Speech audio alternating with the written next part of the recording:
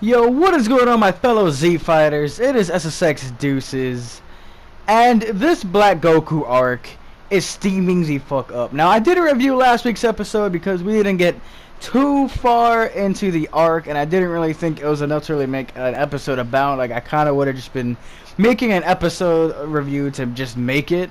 But I'm just gonna quickly review that. Basically, what's happening in this arc is we are once again seeing one of my personal favorite characters, Future Trunk, back in the timeline. But now, what is happening in his timeline is that there is a evil Goku, which has an awesome design, same voice actor, same everything. So we really believe it's Goku, but he has the he has the fusion earring on, but not like two of them, like if he's mixed with Vegeta, just one of them on. And obviously this earring has a lot of stuff about it. Maybe it's just an evil earring, maybe it's this, maybe it's that. I'm not gonna get into that because this isn't a theory video, this is a review.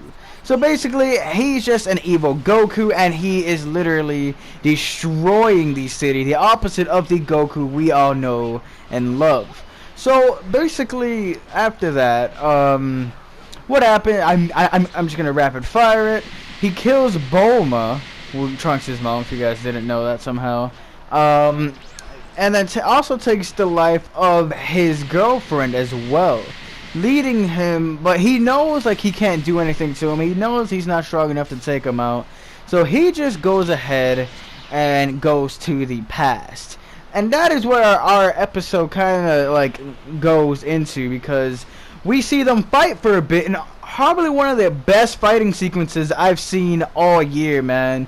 I haven't seen a Dragon Ball Z fight sequence in such a long time, ever since I originally saw the series, and to see just the fighting nice and back, dude, it's just so nostalgic and so crisp too, because now it's not nice, but I think the original Dragon Ball Z came out in about the 80s, or was drawn in about the 80s, maybe early 90s, so we're in 2016, we have Toei Animation going at it, nasty 1080p, crisp animation, and just holy fuck, man.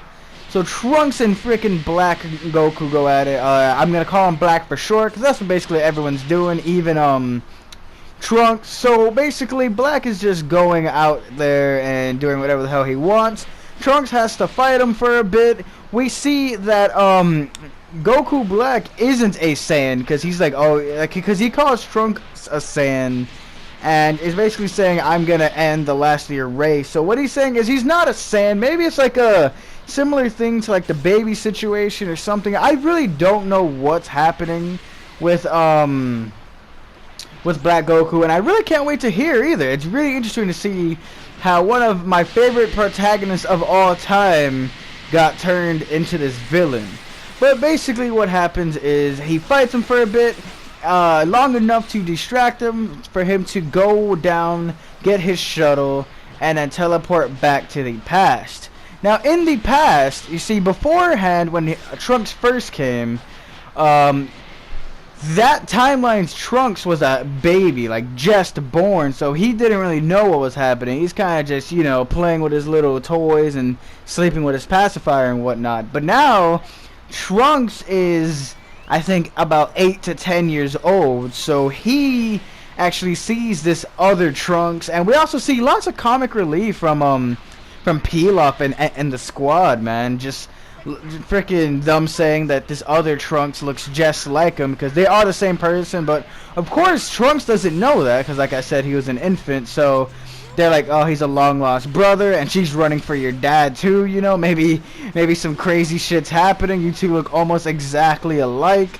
So after all this is happening,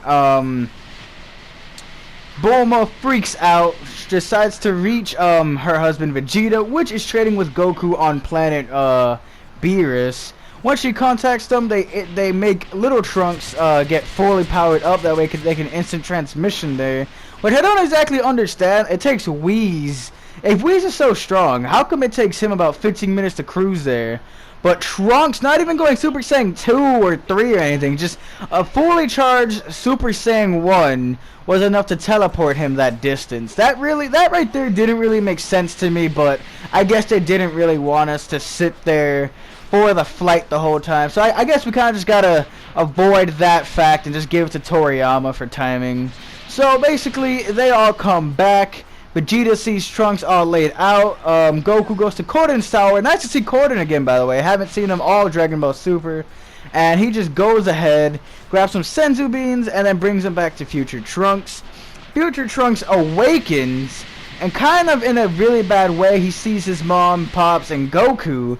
But right when he sees Goku, of course, the first thing he can think of is the last thing that happened to him, which was Goku Black, or Black Goku, taking out his mother and his girlfriend, or maybe even wife, I don't know, but that's the last thing he remembers, and he basically goes into like this rancid PTSD type just beast mode and just starts wailing on Goku. And of course Goku doesn't know what the hell's happening because Future Trunks hasn't said shit. So he's just fighting Goku, and then Goku just like, yo, what is happening? But of course Goku's not no bitch. He's not gonna let himself get hit. So he basically is blocking all his hits, and then it leaves off there, man. So I really cannot wait for next week's Dragon Ball Super. Tell me what you guys think about this episode, man. Are you guys digging this arc so far, man? Are you guys liking Future Trunks back? Are you liking this Black Goku antagonist? Like, tell me what you guys think down below. Anyways, this has been SSX Deuces, and I'll talk to you guys next time.